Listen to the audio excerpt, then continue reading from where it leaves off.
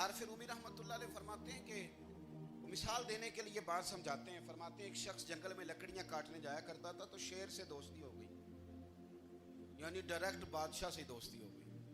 اور بادشاہ بھی وہ جو جنگل کا بادشاہ ہے, جنگل کے بادشاہ سے دوستی ہو گئی. اب وہ لکڑہارا غریب آدمی تھا, لکڑیاں تو کاٹنی ہوتی تھی.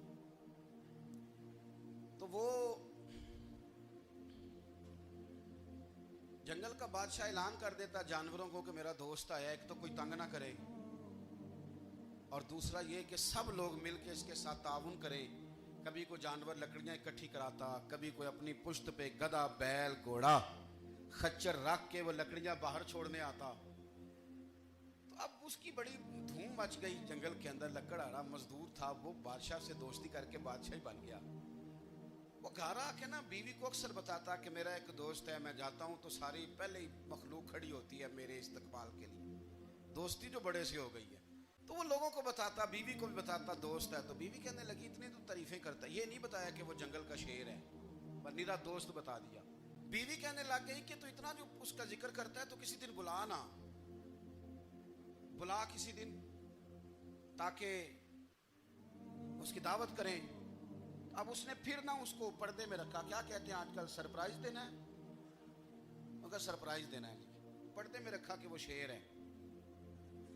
تو وہ بلا لیا گھر. اب اس کے لیے کچا گوشت, ظاہر ہے شیر نے کچا گوشت دکھانا تھا. وہ کہنے لگی پکانا کس طرح کا ہے؟ وہ کہنے لگا جب وہ آئے گا پھر بتاؤں گا. اب وہ کچا گوشت 2-3 بکرے ذبح کر کے ڈال دیے. وہ آ گیا شیر.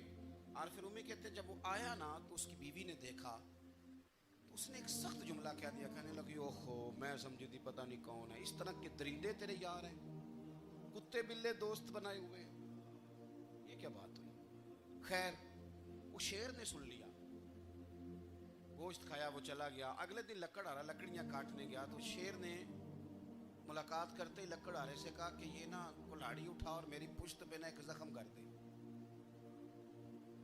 اس نے کہا نہیں میں یہ کام نہیں کرتا, تو میرا دوست ہے. اس نے کہا سن بھائی, میں نے پیار سے کہا ہے تو مان جا, ورنہ میں ہوں شیر, میں نے تجھ سے منوا ہی لینا ہے, میں کوئی تکلیف دوں گا مناسب نہیں, تو کر. اس نے کلاڑی اٹھائی اور اس کی پشت پہ ایک زور سے زخم لگا دیا, خون بہنے لگا. اس نے کہا تو نے آج کے بعد آنا ہے, لکڑیاں کاٹنی ہے, تجھے کوئی کچھ نہیں کہے گا, بس یہ ایک حکمت تھی جو میں نے کیا ہے. قصہ مختصر.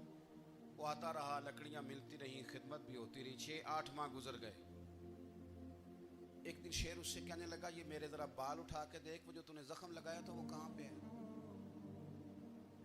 اس نے وہ بال اٹھا کے دیکھا تو زخم ملا ہی نہیں, کئی جگہ پہ ٹٹولا کا یار یہاں تھا, یہاں تھا, یہاں تھا. شیر نے پھر کیا کمال ہی جملہ کہا. اس نے کہا کہ وہ جو کلاڑی کا زخم تو نے لگایا تھا نا وہ مکمل ہو گیا, لیکن تیری بیوی کا جو لہجہ تھا اور اس کی جو تلخی تھی وہ آج تک میرے ذہن میں موجود ہے, وہ ابھی بھی مجھے تکلیف دیتی ہے. وہ بات سوچتا ہوں مجھے اس نے درندہ کہا, اس نے میرے بارے میں اتنے کچے اور کمزور اور سخت جملے کہے, تو وہ بات مجھے بھولتی, وہ آج بھی میرے ذہن میں اسی طرح گونجتی ہے. تلخ جملے جو اس نے کہے اور خوفناک جو انداز اس نے اختیار کیا, وہ بات مجھے کبھی بھی بھولتی. زندگی اخلاق سے گزرتی ہے, شکلوں سے نہیں گزرتی, شکل و صورت سے نہیں زندگی گزرتی, اخلاق سے گزرتی ہے. 2 واقعے اوپر نیچے ہوئے. ایک خاتون میرے پاس آ کے پھوٹ پھوٹ کے رونے لگی, کہا مولانا میرا خامد کھربوں پتی ہے, اربوں پتی نہیں, کھربوں پتی ہے, پر زبان اتنی گندی ہے کہ مجھے اس نے زندہ مار دیا ہے.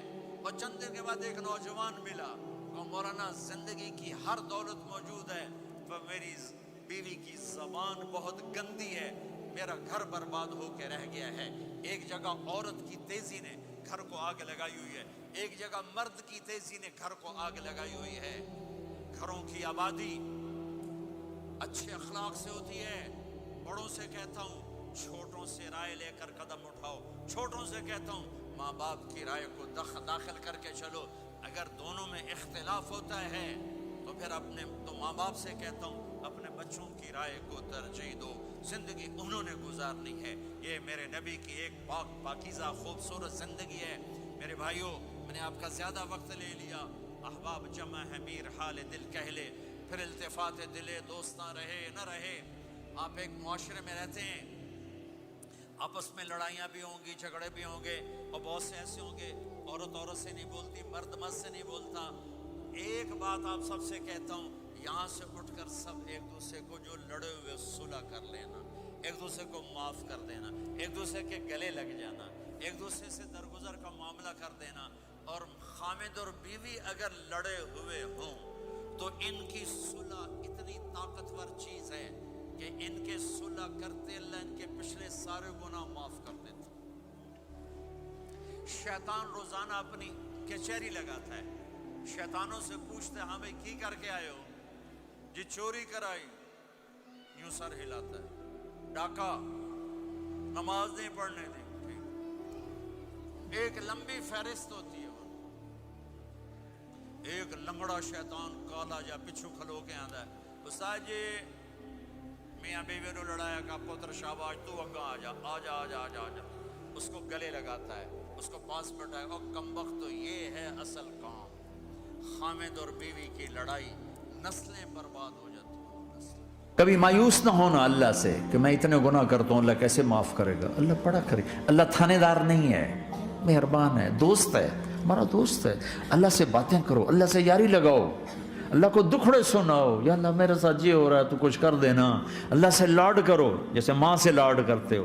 وہ نہیں تھا چرواہا موسیٰ علیہ السلام نے سنا، کہہ رہا اللہ سیاں تو آویں آ تیری جواں کڈاں، تین تیل لاواں، تین کنگھی کراں، تینوں روٹی کھواواں، تینوں دودھ پیواواں، یہ اللہ سے باتیں کر رہا۔ تو موسیٰ علیہ السلام نے اس کو بدبخت یہ کیا کہہ رہا ہے؟ کہہ رہا ہے یا اللہ تو میرے پاس آ، میں تمہیں تیل لگاؤں، تیری جوئیں نکالوں، تیری کنگھی کروں، تجھے بکری کا دودھ پلاؤں۔ تو وہ تو بیچارہ ڈر کے رونے بیٹھ گیا۔ جب موسیٰ علیہ السلام طور پر آئے تو موسیٰ علیہ السلام سے اللہ نے کہا موسیٰ تو نے تو میرا یار ہی مجھ سے دور کر دی، مجھے تو اس کی باتیں بڑی اچھی لگتی تھی، تو نے یہ کیا، جا اس کو خوش کر کے آیا جیسے ناراض کر کے آیا۔ میرے نبی مسجد میں صحابہ ہنس رہے تھے تو آپ نے فرمایا جو میں جانتا ہوں تم جانو تو تمہارا ہنسنا بند ہو جائے، رونا زیادہ ہو جائے۔ تو سب صحابہ نے زاروں قطار رونا شروع کر دیا۔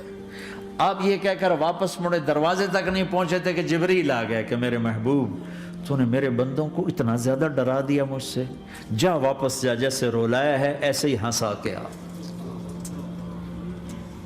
اللہ پاک تو ہمارے مالک خالق، ہمارے مہربان ہیں۔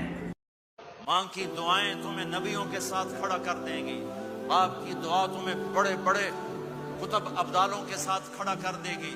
والدین کو خوش کرنا، جو صبح صبح والدین کی صرف ایسے جا کے دیکھ لے، نہ سلام کرے نہ حال پوچھے، بس یوں دیکھ لے محبت سے، صبح سے شام تک جنت میں 2 دروازے اس کے لیے کھل جاتے ہیں۔ صبح سے شام تک جنت میں 2 دروازے کھل جاتے ہیں۔ اگر آپ کے ماں باپ یہاں ساتھ ہیں تو اپنی جنت بنا لیں، ان کے مرنے سے پہلے اپنی جنت بنا لیں، ان کی دعا لے لیں۔